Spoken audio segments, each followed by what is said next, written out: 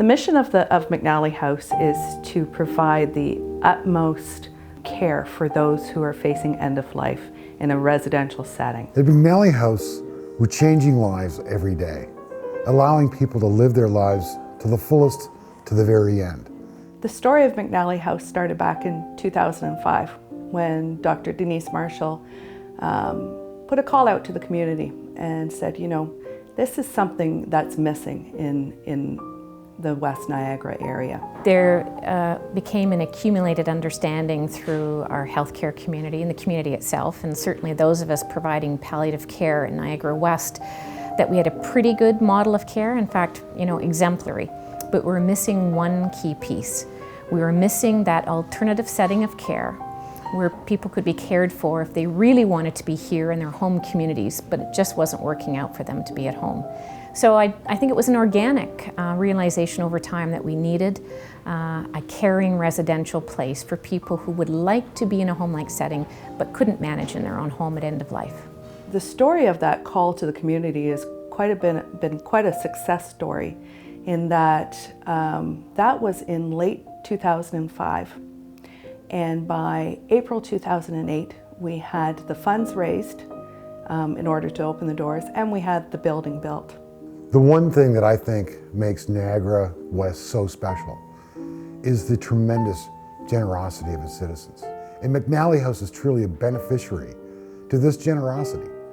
From the tremendous staff we have here to the phenomenal volunteers, folks who dig deep every year for our community campaign that we launch around Christmas time, and also for other donations that are given to McNally House. That's what makes us successful.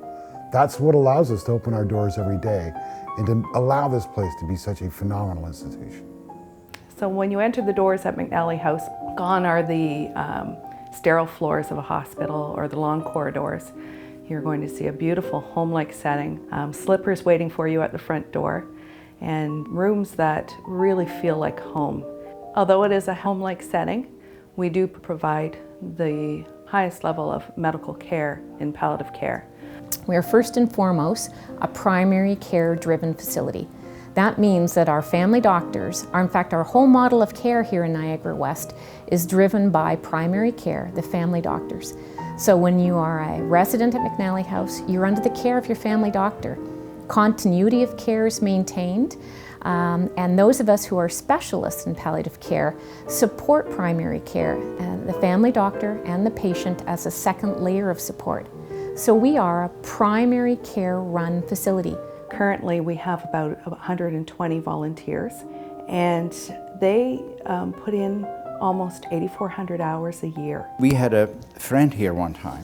I went to Pam and talked to her, and I said, would you need anybody to come here and fix this for you? And she says, we'd love to have you. So that was the start of it all. I'm retired. I love doing these little things, so it's great. There we go. There. Let there be a light. Our volunteers are invaluable, and we're very fortunate that this community has not only financially supported us, but supported us in a way that many other organizations would be wishing for. I think what other volunteers bring to McNally House is very important, because we all have different roles, regardless of what our expertise levels are, regardless of what we enjoy to do. For example, I do enjoy the cooking. I do enjoy speaking with family members. I do feel comfortable doing that. And every volunteer is different, and everyone has unique skills and talents that they bring. You know, the home care is wonderful, but it's not enough, because some things need to be done instant, and you don't get that at home. Yeah. So I'm sure it's nice for Jim to be able to come in and just spend time with you. Yeah, and no worry. Yeah, it's a big deal.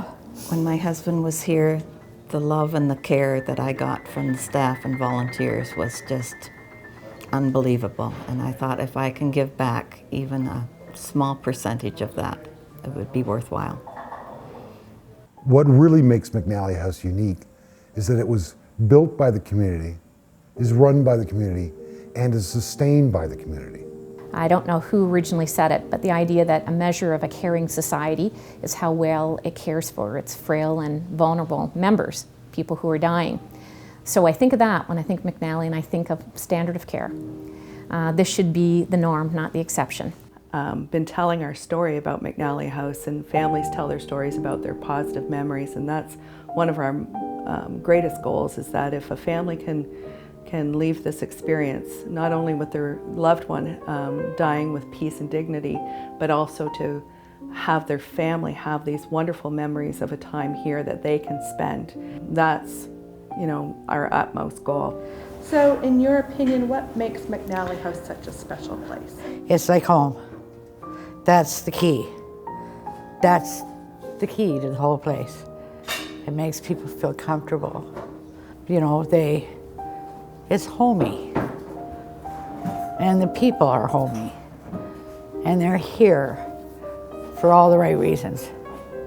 Whoever thought this up was brilliant.